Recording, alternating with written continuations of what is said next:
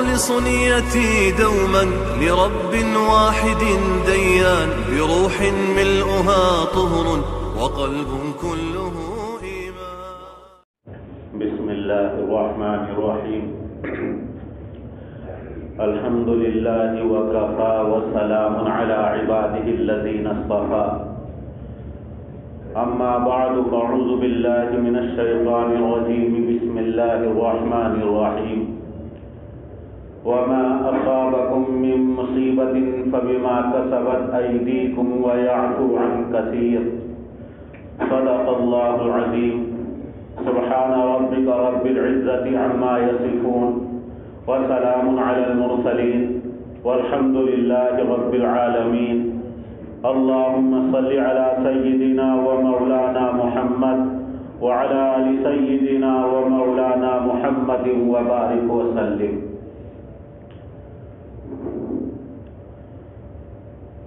حالات حاضرہ کے اعتبار سے قرآن و سنت کی روشنی میں چند باتیں آپ حضرات کے سامنے عرض کرنی ہے، اور وہ یہ ہے کہ آج جس ایک عالمی وبا سے اور بیماری سے پورا عالم جھوج رہا ہے، انسانیت تڑپ رہی ہے، سسک رہی ہے، اور اعزاء رشتہ دار اپنی جان جانفری کے سپرد کر رہے ہیں، کثرت سے اموات ہو رہی ہیں، موتیں ہو رہی ہیں، ایک جنازہ دفن کر کے واپس نہیں آتے کہ لوگ اپنے کاندھوں پر دوسرا جنازہ اٹھا کر لے جاتے ہوئے نظر آتے ہیں۔ ہر آدمی خوف زدہ ہے، ڈرا ہوا ہے، سہما ہوا ہے، اور یہاں تک دلوں میں خوف اور ڈر بیٹھ گیا ہے کہ کتنے اللہ کے بندے ایسے ہیں کہ اپنے گھروں سے نکلنا بھی گوارا نہیں کر رہے کہ کہیں یہ عالمی بیماری سے ہم متاثر نہ ہو جائیں، اور پوری دنیا میں تمام انسانیت پریشان۔ آخر یہ بیماری ہے کیا، اس کے اسباب کیا ہیں، اور اس سے نجات کی اور چھٹکارے کی کیا صورت اختیار کرنی چاہیے؟ ہمیں اللہ نے قرآن کریم میں کیا ہدایت دی ہے، سرکار دو عالم صلی اللہ علیہ وسلم کی ان حالات میں کیا رہنمائی اور کیا تعلیم ہے، مختصر وقت میں آپ حضرات کے سامنے یہ عرض کرنا ہے۔ خلیفہ ہارون الرشید خلفائے بنو عباسیہ میں ایک مشہور نامور اور دیندار خلیفہ گزرا ہے۔ ایک لمبے زمانے تک خلفائے بنو عباسیہ نے حکومت کی ہے، اور دور دراز تک ان کی مملکت اور سلطنت پھیلی ہوئی تھی۔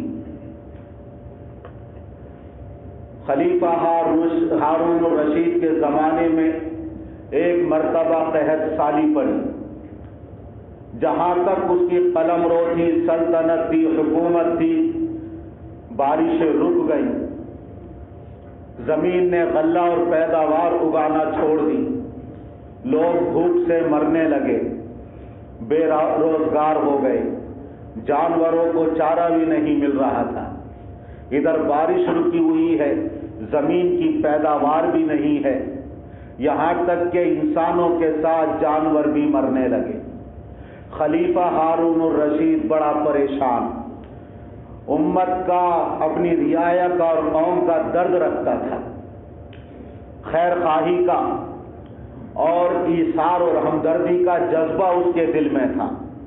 جب اس نے دیکھا کہ ایسا قحط پڑا ہے کہ بغداد سے لے کے روس اور سمرقند تک، اور بصرہ اور کوفہ سے لے کر دنیا کے آخری کونے مغرب اقصی مراکش تک لوگ کثرت سے مر رہے ہیں اور امت پریشان ہے، تو اس نے اپنے بیت المال کے خزانے کھول دیے، سرکاری لنگر خانے جگہ جگہ قائم کر دیے گئے، جہاں لوگوں کے لیے کھانا تیار کیا جاتا تھا، اور بہت بڑی تعداد میں لوگ وہاں کھانا کھاتے تھے۔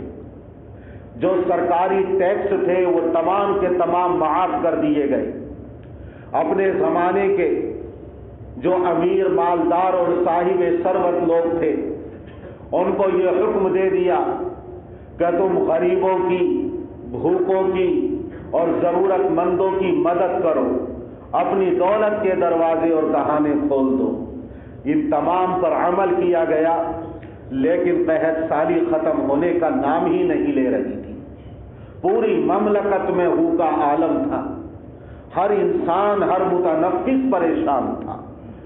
اور میں ایک بات یہ بھی عرض کرتا چلوں، حضور اکرم صلی اللہ علیہ وسلم نے ایک حدیث میں یہ ارشاد فرمایا ہے کہ جب انسان گناہ کرتا ہے تو اس کے گناہ کا اثر انسانوں تک محدود نہیں رہتا، بلکہ اس کے گناہوں کی نحوست جانوروں تک متعدی ہوتی ہے۔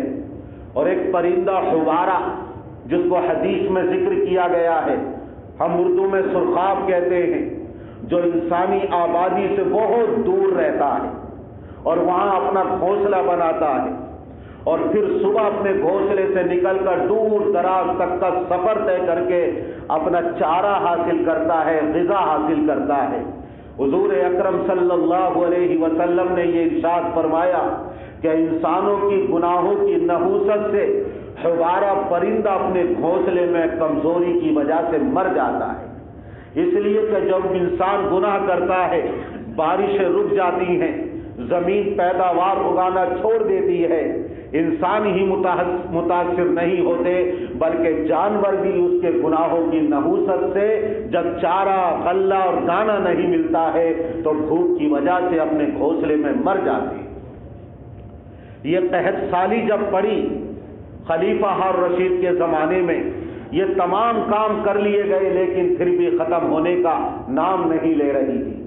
اس نے اپنے ایک بچپن کے استاد جو ان کے وزرائے ارکان سلطنت میں بھی شامل تھے، یحییٰ بن خالد، ان کو بلایا۔ بچپن سے انہوں نے تربیت کی تھی خلیفہ ہارون الرشید کی۔ ان سے کہا کہ استاد محترم، آپ میری سلطنت کے وزیر بھی ہیں، آپ کے سامنے ملک کے حالات ہیں، حکومت کس طرح پریشان ہے، اس لیے میں چاہتا ہوں، پوری رات میں نے بے چینی میں گزاری ہے، کسی پل اور کسی کل مجھے چین اور سکون نصیب نہیں، میرے لیے کوئی تدبیر بتائیے یا کوئی ایسی بات سنائیے جس سے میرے بے چین دل کو سکون مل سکے۔ ان کے استاد یحییٰ بن خالد نے یہ کہا کہ میں نے کتابوں میں ایک داستان اور ایک کہانی پڑھی ہے، اس کو سنو، شاید اس سے سبق مل جائے اور اس پر عمل کرنے سے ہمارے لیے کوئی رہنمائی مل جائے۔ یحییٰ بن خالد نے خلیفہ ہارون الرشید کے سامنے بیان کرنا شروع کیا اس کہانی اور داستان کو کہ کسی زمانے میں ایک بندریا کا چھوٹا سا بچہ، اس کو سفر پیش آیا، وہ جنگل کے راجا، جنگل کے بادشاہ شیر کے پاس گئی اور اس بچے کو اس کے حوالے کرتے ہوئے یہ کہا کہ میں سفر پر جا رہی ہوں، تم جنگل کے بادشاہ اور راجا ہو، تمہاری امان اور تمہاری پناہ میں دے کر جا رہی ہوں تاکہ کوئی اس کو نقصان نہ پہنچائے، چند دن کے بعد میں واپس آؤں گی، اپنے بچے کو واپس لے لوں گی۔ یہ کہہ کر وہ بندریا چلی گئی۔ اس شیر نے اس کے بچے کو اپنی پیٹھ پر سوار کیا اور جہاں جاتا تھا اپنی پیٹھ پر سوار کر کر جاتا تھا، محفوظ رہا، اس کے ساتھ زندگی گزارتا رہا۔ چند دن گزرے تھے، کوئی خطرہ اس کو جنگل میں نہیں، لیکن ایک مرتبہ اپنی پیٹھ پر اس بندریا کے بچے کو سوار کر کے جب شیر لے کر جا رہا تھا، آسمان کی بلندیوں سے ایک باز آیا اور اس نے ڈائی لگائی اور اس بندریا کے چھوٹے سے بچے کو اپنے چنگل اور پنجوں میں پھنسا کر آسمانوں کی بلندیوں میں وہ باز گم ہو گیا۔ شیر نے جب یہ دیکھا تو ادھر دوڑا، ادھر بھاگا، چھلانگیں لگائی، لیکن اس کی وسعت اور طاقت میں نہیں تھا کہ باز کو پکڑ سکے اور اس بچے کو چھین سکے۔ لاکھ کوششوں کے بعد بھی ناکام رہا۔ جب بندریا واپس آئی اور کہا کہ میرا بچہ مجھے واپس کرو، تو شیر نے کہا کہ یہ واقعہ پیش آیا۔ بندریا نے کہا کہ تم کیسے جنگل کے بادشاہ ہو، اپنی سلطنت اور اپنی مملکت میں میرے چھوٹے سے بچے کی تم جان نہ بچا سکے اور حفاظت نہ کر سکے؟ تو شیر نے یہ کہا کہ یہ زمین کی کوئی مصیبت نہیں تھی، بلکہ آسمانی آفت تھی۔ اگر زمین پر ایسا واقعہ پیش آتا تو میری طاقت اور قوت کے سامنے کوئی بھی اس کو نقصان نہیں پہنچا سکتا تھا، لیکن یہ آفت آسمان سے نازل ہوئی تھی، اس کے سامنے میں بے بس تھا۔ یحییٰ بن خالد نے یہ کہہ کر ٹھنڈی سانس لی، رکا اور پھر متوجہ ہو کر کہنے لگا، بادشاہ سلامت، یہ جو قحط مسلط ہوا ہے تمہاری مملکت اور سلطنت میں، یہ اس کے ظاہری اسباب جو بھی ہوں، لیکن اس کا ایک حقیقی سبب ہے، اور وہ یہ ہے کہ اللہ ہم سے ناراض ہے، اور اللہ کی طرف سے یہ مصیبت قحط کی شکل میں ہمارے اوپر نازل کی گئی ہے۔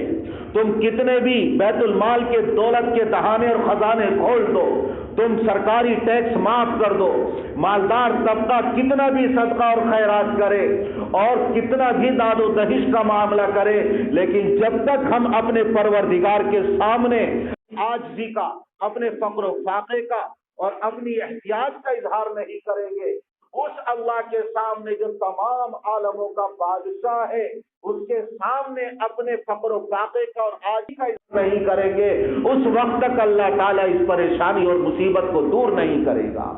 ہم اپنے آپ کو فقیر ظاہر کریں، محتاج ظاہر کریں، ہم اپنے آپ کو ضعیف اور کمزور ظاہر کریں، آسمانوں کے مالک نے جب یہ مصیبت اور پریشانی بھیجی ہے، جب ہم اس کے سامنے عاجز اور بے بسی کا اظہار کریں گے تو وہ اللہ اس پریشانی کو دور فرما دے گا۔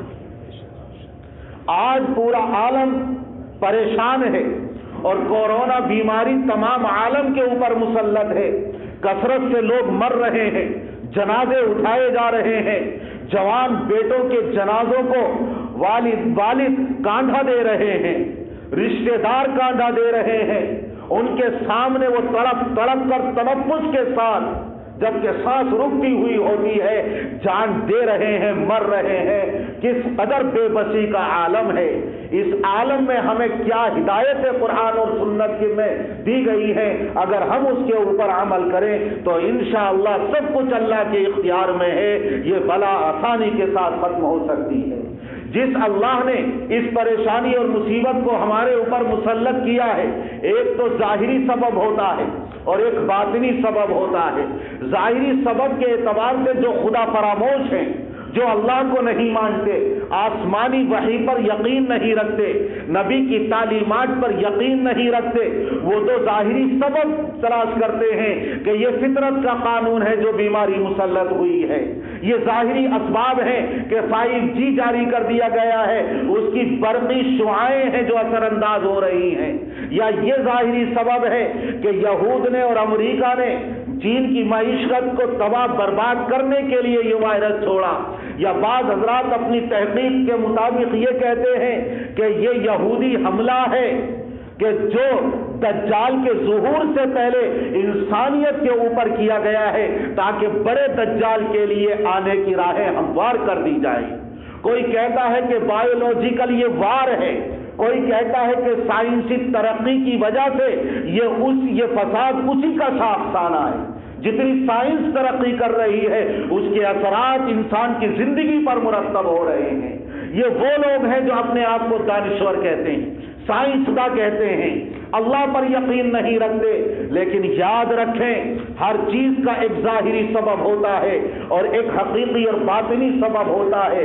ہم ان اسباب کا انکار نہیں کرتے، یہ تمام اسباب ہو سکتے ہیں اس بیماری کے، یا ان میں سے کوئی ایک سبب ہو سکتا ہے، ہم اس کا انکار نہیں کرتے، لیکن ہم اللہ کے ماننے والے ہیں، ہم وحی کے علم پر یقین رکھتے ہیں، ہمیں نبی کی تعلیمات پر یقین ہے، ہم اللہ کی ذات اور قدرت پر کامل یقین رکھتے ہیں۔ اللہ کے بارے میں فرما دیا گیا فعال لما یشاء فعال لما یرید، جو چاہتا ہے وہ کرتا ہے، جو چاہتا ہے وہ ہوتا ہے۔ اذا قضا امرا فانما یقول له کن فیکون، جس کا فیصلہ کر دیتا ہے وہی ہو کر رہتا ہے۔ اللہ تو کلمہ کن کا بھی محتاج نہیں ہے۔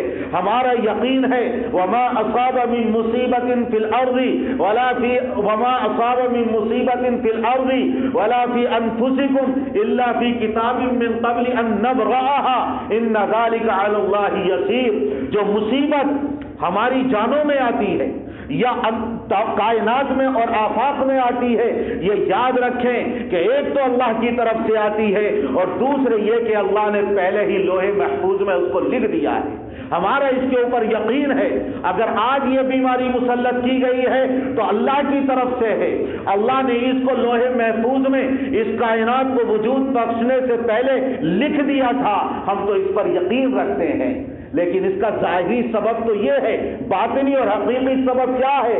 اس کا باطنی اور حقیقی سبب ایک ایمان والے کے لیے یہ سمجھ لینا چاہیے کہ گناہوں کی کثرت ہے، اللہ کی نافرمانی ہے اور معصیتوں کا ظہور ہے۔ جب انسانوں نے اور اللہ کے بندوں نے اللہ کا کھا کر، اللہ کا پی کر، اللہ کی مستعار زندگی گزار کر، اللہ کی بنائی ہوئی زمین پر رہ کر، اللہ کی دی ہوئی آسمانی چھت کے نیچے رہ کر اللہ کی حکم عدولی کی ہے اور نافرمانیاں کی ہے تو اللہ کے عذاب کا کوڑا برس کر رہا ہے۔ اور قرآن کریم میں اللہ نے اس عذاب کے کوڑے کو نافرمانیوں کے نتیجے میں کبھی عذاب بتایا ہے، کبھی نکال بتایا ہے، کبھی سخت بتایا ہے، کبھی غضب کا لفظ استعمال فرمایا، کبھی لعنت کا لفظ استعمال فرمایا، کبھی غیظ کا لفظ استعمال فرمایا کہ جب اللہ کے بندے نافرمانی کریں گے اللہ کا غضب نازل ہو کر رہے گا، اللہ ان کو عبرت کا سامان بنا دے گا، اللہ ان کے اوپر عذاب نازل فرمائے گا، اللہ اپنی ناراضگی کا، برہمی کا، غیظ و غضب کا اظہار فرمائے گا۔ جگہ جگہ قرآن کریم میں بہت ساری آیات میں اللہ جل جلالہ عم نوالہ نے واضح طور پر یہ ارشاد فرما دیا ہے۔ تو یہ بیماری کا حقیقی سبب ہے اللہ کی نافرمانی، معصیتوں کا ظہور، اللہ کی حکم عدولی، اللہ کے احکام سے بغاوت۔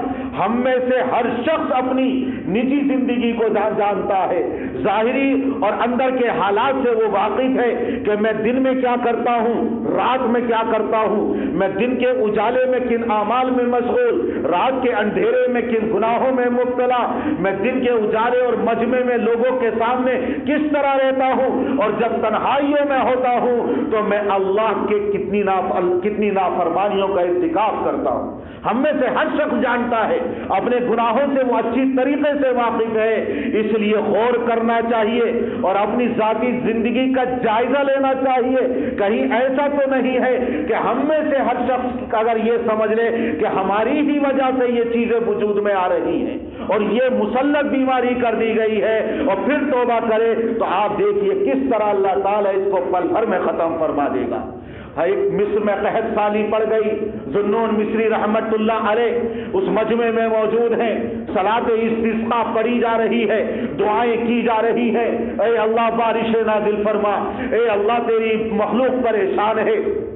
ذوالنون مصری جو اپنے وقت کے بزرگ صاحب کرامت ولی، اللہ کے منتخب بندے، جن کی ولایت، جن کی کرامت، جن کا منتخب ہونا اور نیک ہونا پورے مصر میں نہیں بلکہ دور دراز تک مشہور تھا، مجمع سے اٹھتے ہیں یہ کہتے ہوئے کہ اے اللہ تیرے ان تمام بندوں میں سب سے گناہگار میں تیرا بندہ ہوں، میں ہی عاصی ہوں، میں ہی گناہگار سیاکار ہوں، اے اللہ تو نے میری وجہ سے اپنی رحمتوں کی بارش کو روک رکھا ہے، میں اس مجمع سے نکل جاتا ہوں، آبادی سے دور جاتا ہوں تاکہ اللہ تو اپنی رحمتوں کی بارشیں ان کے اوپر نازل فرما دے۔ اور جیسے ہی مجمع سے نکلتے ہیں ایک اللہ کا بندہ اپنے آپ کو کہتا سب سے بڑا گناہگار ہوں، اسی وقت اللہ کی رحمت جوش میں آتی ہے اور موسلادھار بارش نازل ہونے لگتی ہے۔ ہم میں سے ہر شخص اپنے آپ کو گناہگار سمجھے۔ فلا تزکوا انفسکم، اپنے تقدس بیان مت کرو، اپنی پاکیزگی بیان مت کرو، اپنے آپ کو پارسا اور نیک مت سمجھو۔ انبیاء کرام مقدس اور معصوم جماعت ہے، فرشتے یہ معصوم ہیں، اس کے علاوہ اللہ کے رسول صلی اللہ علیہ وسلم نے یہ ارشاد فرمایا کل بنی آدم خطاؤون وخیر الخطائین التوابون، تمام ابن آدم، تمام انسان گناہگار ہیں اور سب سے بہترین گناہگار وہ ہے جو اپنے گناہوں پر توبہ کرے اور ندامت اور پشیمانی کے آنسو بہائے۔ آج یہ بیماری مسلط کر دی گئی ہے اور اس کی اتنی تیز لہر ہے کہ کثرت کے ساتھ موتیں ہو رہی ہیں. ایک ایک وقت میں 10-10, 15-15, 20-20 جنازے قبرستان پہنچائے جا رہے ہیں. بلکہ اخبارات میں آپ نے پڑھا ہوگا اور سنا ہوگا, دیکھا ہوگا کہ بعض شمشان گھاٹوں پر اور بعض قبرستانوں میں سینکڑوں کی تعداد میں ایک ہی وقت میں جنازے اور چتائیں جلتی ہوئی اور دفن ہوتے ہوئے نظر آ رہے ہیں. اتنی کثرت کے ساتھ موتیں ہو رہی ہیں. ان سے پوچھو جن کے جگر کا ٹکڑا چلا گیا, ان والدین سے پوچھو جن کے بڑھاپے کا سہارا چلا گیا, جن کے بڑھاپے کی لاٹھی اور آسرا اس دنیا سے رخصت ہو گیا, جوانی میں اپنے بیوی بچوں کو بے سہارا چھوڑ کر چلا گیا, اللہ کے علاوہ کوئی اس کا سہارا نہیں ہے. ان کے اوپر کیا بیتتی ہوگی, ان کے اوپر کیا گزرتی ہوگی. آج اس بیماری نے پوری انسانیت کو سسکنے پر, تڑپنے پر مجبور کر دیا ہے. لیکن ہمارے لیے اس میں ایک تسلی کا یہ سامان بھی موجود ہے کہ یہ کوئی نئی بیماری آج انسانیت پر اور عالم پر مسلط نہیں ہوئی, بلکہ اس سے پہلے بھی بڑی بڑی بیماریاں اللہ نے نافرمانیوں کے نتیجے میں انسانوں پر اور گناہگار بندوں پر مسلط کی ہیں. 165 عیسوی میں ایک بیماری حکیم جالینوس کے زمانے میں مسلط کی گئی تھی. اس زمانے میں آبادی آج کے اعتبار سے بہت کم تھی.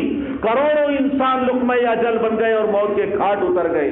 آج کی طرح میڈیکل نے ترقی نہیں کی تھی اور طبی سہولیات اس زمانے میں آج کی طرح نہیں تھی. لوگ مر رہے تھے, لیکن اس کے باوجود اس بیماری کا علاج دریافت کرنے سے وہ عاجز تھے. کافی زمانے کے بعد پتا چلا, اس کو نام دیا گیا کہ چیچک اور خسرہ کی بیماری تھی, جس میں مبتلا ہو کر کروڑوں انسان لقمہ اجل بن گئے. 572 عیسوی میں ایک بیماری پھیلی تھی جس نے لاکھوں کی تعداد میں انسانوں کو موت کے گھاٹ اتار دیا. 1718 عیسوی میں ایک بیماری پھیلی تھی. پورے عالم کے اندر بحران مچا ہوا تھا اور لوگ کثرت سے مر رہے تھے. اس کے علاوہ ایک ایران میں ایک طاعون پھیلا تھا اور سیلاب کی طرح وہ طاعون آیا, پورے ایران کو اس نے اپنی لپیٹ میں لے لیا تھا. لاکھوں کی تعداد میں ایک ہی ملک میں لوگ مر گئے, لقمہ اجل بن گئے. ایک ایشیائی فلو پھیلا جو شمالی افریقہ اور عرب اور چین, ان تمام ممالک کو اس نے اپنی لپیٹ میں لے لیا تھا اور 20 لاکھ سے زیادہ اس بیماری کی وجہ سے لوگ لقمہ اجل بن گئے.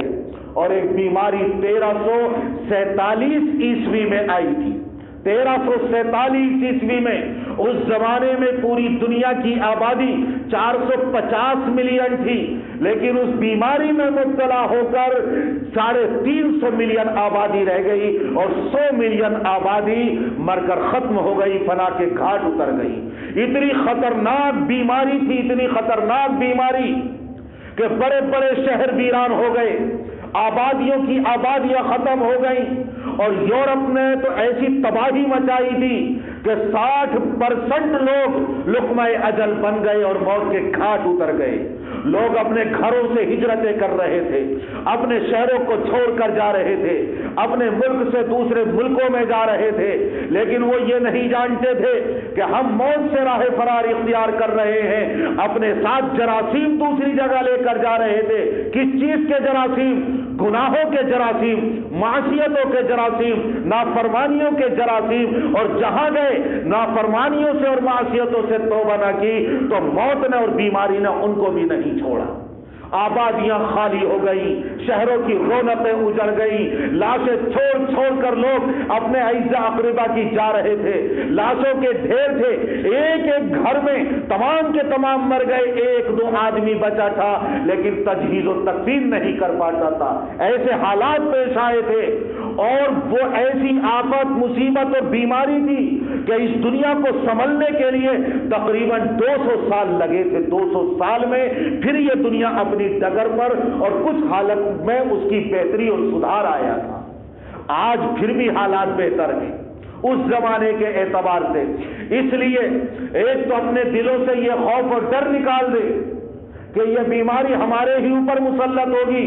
نہیں, یہ یقین رکھے کہ جو کچھ بھی پہنچتا ہے وہ اللہ کے حکم سے ہوتا ہے.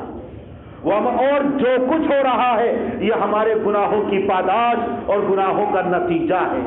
اور ایسی بیماریاں جب عالمی شکل اختیار کر لیتی ہیں، وبائی امراض کی شکل اختیار کر لیتی ہیں، تو اس کی 3 حیثیتیں ہوتی ہیں۔ ایک ہوتی ہے آزمائش کی، دوسری حیثیت ہوتی ہے تنبیہ کی، اور تیسری حیثیت اور نوعیت ہے اس کی عذاب کی۔ جب جیسے کورونا بیماری پورے عالم پر مسلط، اور اس سے پہلے جو بیماریاں آئیں، یا لوگ قحط سالی میں مبتلا ہوتے ہیں، یا تعاون کی بیماری پھیلتی ہے جیسے ماضی میں پھیلی، یا ہیضے کی بیماری میں مبتلا ہوتے ہیں اور کثرت سے لوگ مرنے لگتے ہیں، تو سب سے پہلے اس کی حیثیت ہے ایک امتحان اور آزمائش کی۔ یہ کن لوگوں کے لیے ہے؟ جو اللہ کے نیک بندے ہیں، گناہوں سے دور ہیں، معصیتوں سے دور ہیں، طاعت اور عبادت کے خوگر ہیں، اللہ کی طاعت اور عبادت میں لگے رہتے ہیں، اللہ کی نافرمانی کے قریب نہیں جاتے۔ اگر ان کے اوپر ایسی بیماری مسلط کر دی جائے تو یہ ان کے لیے آزمائش اور امتحان ہے۔ قرآن کریم میں اللہ نے ارشاد فرمایا وَلَنَبْلُوَنَّكُمْ بِشَيْءٍ مِّنَ الْخَوْفِ وَالْجُوعِ وَنَقْصٍ مِّنَ الْأَمْوَالِ وَالْأَنفُسِ وَالثَّمَرَاتِ، کہ ہم آزمائیں گے تم کو ضرور بالضرور۔ کیسے؟ وَلَنَبْلُوَنَّكُمْ بِشَيْءٍ مِّنَ الْخَوْفِ، تھوڑے خوف سے، بھوک سے،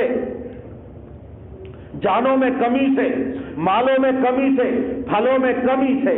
اللہ آزمائش کرتا رہتا ہے، امتحان کرتا رہتا ہے اپنے نیک بندوں کا۔ کس طرح؟ کبھی غیروں کا خوف ان کے دلوں میں پیدا کر دیتا ہے، کبھی بیماریوں کا ڈر دلوں میں پیدا کر دیتا ہے، کبھی ان کے اعزا اقربا مرنے لگتے ہیں، جانوں میں کمی آ جاتی ہے، کبھی پھلوں میں کمی آتی ہے، پیداوار کم ہوتی ہے، کبھی ایسا ہوتا ہے کہ مال میں بے برکتی آ جاتی ہے۔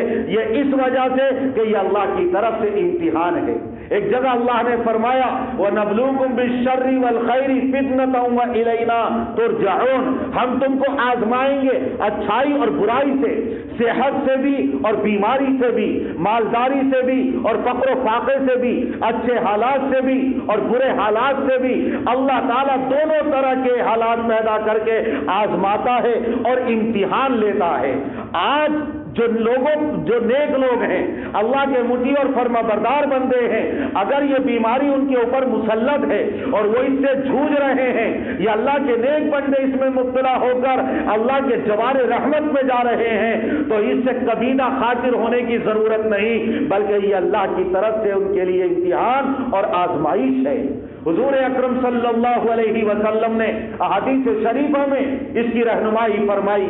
جب آپ سے پوچھا گیا، بخاری اور مسلم میں یہ روایتیں موجود ہے کہ اللہ کے رسول جب کوئی بیماری آتی ہے، آفت اور مصیبت آتی ہے، نیک و بد دونوں کو اپنی پکڑ میں لیتی ہے۔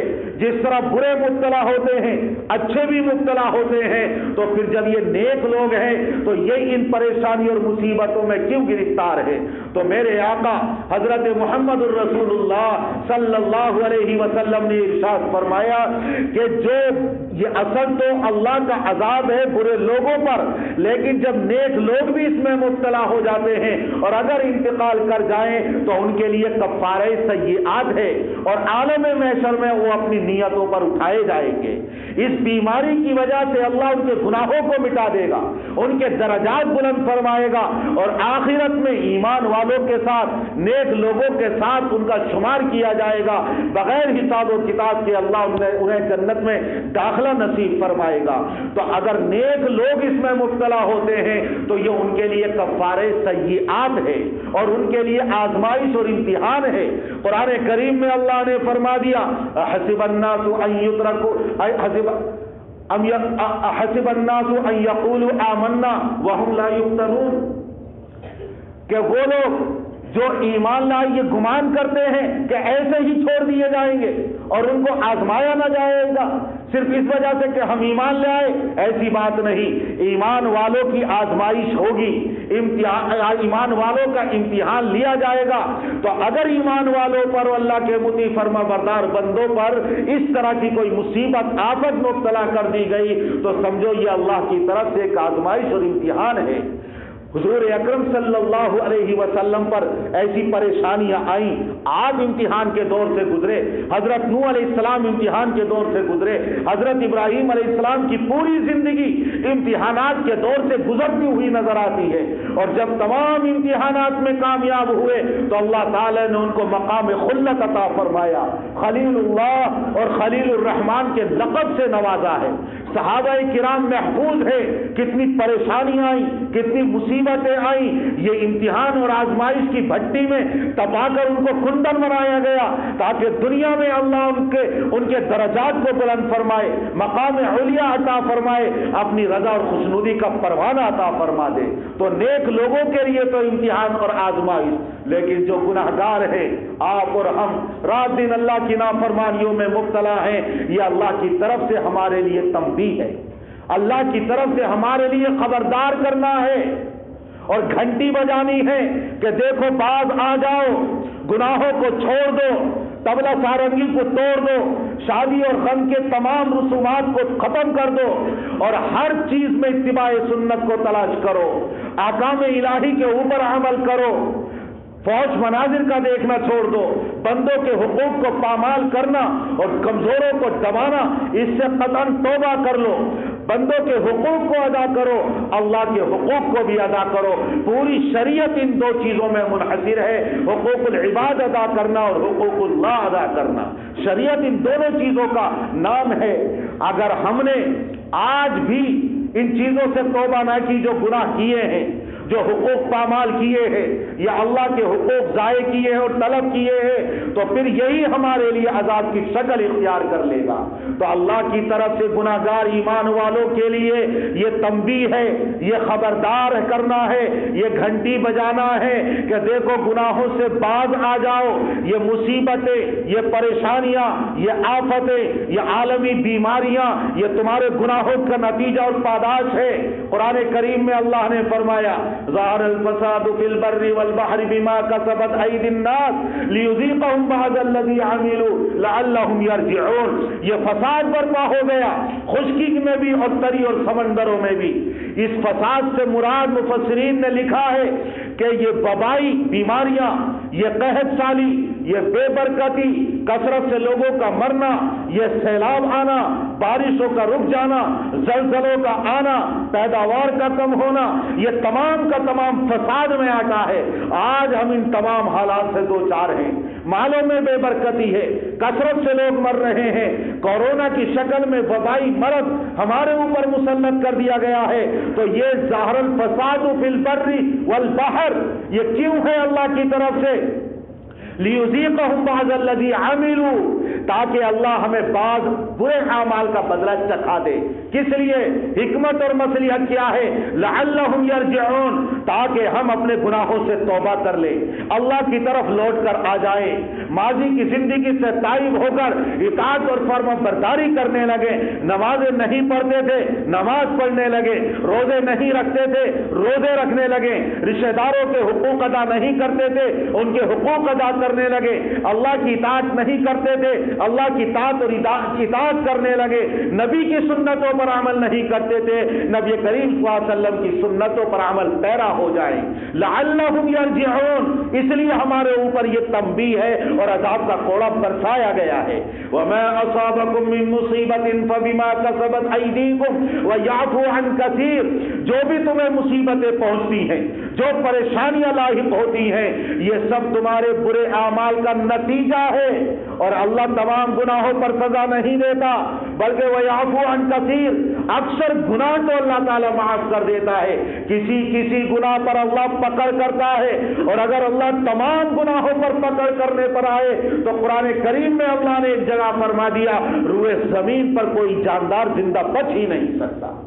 ہمارے تو اتنے بڑے بڑے گناہ ہیں، ہم ذرا غور کریں اور اپنی زندگی کا جائزہ لیں، وہ کون سا گناہ ہے جو ہم نے نہ کیا ہو، وہ کون سی نافرمانی ہے جو ہم نے نہ کی ہو۔ کھلا ہم نے گناہ کیے ہیں، رات کے اندھیرے میں ہم نے گناہ کیے ہیں، ہمارے ذہنوں میں گناہ، ہمارے دل میں گناہ، ہمارے جذبات ہیں وہ گناہ والے، ہمارے خیالات ہیں وہ گناہ والے، ہمارے قدم اٹھتے ہیں گناہوں کی طرف، ہاتھ اٹھتے ہیں تو معصیتوں کی طرف۔ آپ غور کر لیں، اپنی زندگی کا جائزہ لے لیں کہ اگر ہم وہاں مراقبہ کریں گے تو صبح سے شام تک اور شام سے لے کر صبح تک بے شمار گناہوں کا اور اللہ کی نافرمانی کا ارتکاب کرتے ہوئے نظر آئیں گے. اگر اللہ پکڑنے پر آئے پل بھر میں اللہ تعالی ہمارے وجود کو نیست و نابود کر دے گا. وما اصابک من سیئۃ فمن نفسک، جو بھی مصیبت پہنچ رہی ہے، جو بیماری پہنچ رہی ہے، تمہاری اپنی طرف سے ہے. مطلب ہمارے گناہوں کا نتیجہ ہے، ہمارے گناہوں کی پاداش ہے. تو آج اگر یہ کوئی بیماری مسلط کر دی گئی ہے تو صرف اور صرف اس کا حقیقی سبب اور باطنی سبب ہمارے گناہوں کی پاداش ہے. ظاہری سبب کچھ بھی ہو، یہ تو دانشور طبقہ کہتا ہے، سائنسداں کہتے ہیں وہ بھی اسباب ہو سکتے ہیں. قرآن سائنس کا انکار نہیں کرتا، ہم اس کا انکار کرنے والے نہیں ہیں، لیکن ہم تو ایمان والے ہیں، اس کا حقیقی سبب تلاش کریں گے. اور حقیقی سبب ہے ہماری نافرمانیاں اور اللہ کی حکم دولیاں، ہمارے گناہ، جس کی وجہ سے آج اللہ نے ہمیں اس پریشانی میں مبتلا کر دیا ہے. اور تیسری نوعیت اس کی ہے عذاب کی. جب جب قوموں نے اللہ کی نہیں مانی، نبی کی نہیں مانی، شرک سے توبہ نہیں کی، کفر سے توبہ نہیں کی، گناہوں سے وہ باز نہیں آئے، تو پھر اللہ نے اپنا عذاب ان کے اوپر نازل فرمایا اور ان قوموں کو تباہ و برباد کر دیا. صفحہ ہستی سے ہمیشہ کے لیے ان کا نام و نشان مٹا دیا. یہ زمین جس پر ہم چلتے ہیں، کھاتے ہیں، پیتے ہیں، زندگی گزارتے ہیں، ہر ہماری ضرورت کی چیز اس زمین پر مہیا ہے اور ہم اپنی زندگی کا اس کو ذریعہ سمجھتے ہیں. لیکن جب اللہ کی نافرمانی ہوتی ہے اور گناہوں سے توبہ نہیں ہوتی، یہی زمین اس کے لیے ہلاکت کا اور عذاب کا ذریعہ بن جاتی ہے. وہ قارون جس کو اللہ نے بے پناہ دولت اور خزانوں سے نوازا تھا، جس کو توریت کا علم عطا فرمایا تھا، جس کو خوبصورتی اور حسن و جمال عطا فرمایا تھا، لیکن اس نے اللہ کی اور نبی کی نہ مانی تو وہی زمین اس کے لیے عذاب بن گئی. زمین پھٹی اور اس کے خزانوں کے ساتھ اس کو اور اس کے ساتھ زمین نے اپنا لقمہ بنا لیا اور ہلاک کر دیا گیا. یہ پانی جس کو قرآن میں بیان کیا گیا کہ ہم نے ہر زندہ اور جاندار کو اس پانی سے پیدا کیا ہے، جس کے اوپر انسان اور جاندار کی زندگی کا مدار ہے. پانی نہ ملے تو ہلاکت ہی ہلاکت ہے. لیکن جب اللہ کی نافرمانی ہوتی ہے اور گناہوں سے توبہ نہیں ہوتی تو یہی پانی عذاب کی شکل اختیار کر لیتا ہے. قوم نوح نے نہیں مانی، دیکھیے عالمگیر سیلاب آیا اور ایمان والوں کے علاوہ جو 80 افراد تھے تقریباً تمام کے تمام عالمگیر سیلاب میں ہلاک کر دیے گئے اور ان نافرمانوں کا صفحہ ہستی سے نام و نشان مٹا دیا گیا. آج خون کا عالم ہے، ہاہاکار مچی ہوئی ہے، ہر جگہ آکسیجن چاہیے، آکسیجن چاہیے. لوگ جس کا بھی کوئی عزیز بیمار ہو جاتا ہے وہ فون پر فون کرتا ہے، اسپتالوں کے چکر لگا رہا ہے، لوگوں سے رابطے کر رہا ہے، کانٹیکٹ کر رہا ہے. بڑی مشکل سے کسی کو اگر دستیاب ہو گیا تو علاج میں سہولت ہو جاتی ہے، ورنہ تنفس کے ساتھ اور ٹوٹتی ہوئی سانسوں کے ساتھ جب آکسیجن اور ہوا نہیں ملتی ہے تو وہ مر جاتا ہے، لقمہ اجل بن جاتا ہے. تو دیکھو یہ ہوا جس کے اوپر انسان کی زندگی کا مدار ہے، اور آج اس آکسیجن اور ہوا کی وجہ سے انسانیت کس درجے پریشان ہے. لیکن جب گناہوں کا کی کثرت ہوتی ہے اور نافرمانیاں ہوتی ہیں تو یہی ہوا اللہ کی طرف سے عذاب کی شکل میں تبدیل کر دی جاتی ہے. قوم عاد نے نہیں مانی تو اللہ تعالیٰ نے اس ہوا کو تیز و تند آندھیوں کی شکل میں تبدیل کر دیا اور پھر تناور درختوں کی طرح بڑے طاقتور تھے، قوی تھے. یہ ہوائیں ان کو آسمانوں پر لے جا کر پٹکتی تھی، سر پھٹ جاتے تھے، بیٹے باہر نکل آتے تھے، پیٹ پھٹ جاتے تھے، آتے باہر نکل آتی تھی. غرض یہ کہ جس کو ہم اپنی زندگی کا ذریعہ سمجھ رہے ہیں، زندگی کا سبب سمجھ رہے ہیں، جن چیزوں پر ہماری زندگی کا مدار ہے، اگر ہم نے گناہوں سے توبہ نہیں کی تو وہی چیزیں اللہ کی طرف سے عذاب کی شکل اختیار کر لیتی ہیں. اللہ ہم سب کی حفاظت فرمائے. نیک لوگوں کے لیے یہ آزمائش اور امتحان ہے. ہم تو ان میں سے نہیں، اور گناہگاروں کے لیے یہ تنبیہ ہے، ہم انہی میں ہیں کہ ہم رات دن گناہوں میں مبتلا ہیں۔ تنبیہ کے طور پر اللہ نے اس بیماری کو ہمارے اوپر مسلط کر دیا ہے تاکہ ہم اپنے گناہوں سے توبہ کر لیں اور باز آ جائیں۔ لیکن اگر اب بھی توبہ نہیں کی تو پھر گناہگاروں کے لیے یہ اللہ کی طرف سے عذاب ہے، اور جگہ جگہ قرآن کریم میں اللہ نے اس کو بیان فرمایا ہے۔ اللہ تعالیٰ اس بیماری سے پوری امت کو، چاہے امت اجابت ہو یا امت دعوت ہو، غرض پوری انسانیت کو محفوظ رکھے اور پوری انسانیت کی اللہ تعالیٰ حفاظت فرمائے۔ وأخلص نيتي دوما لرب واحد ديان بروح ملؤها طهر وقلب كل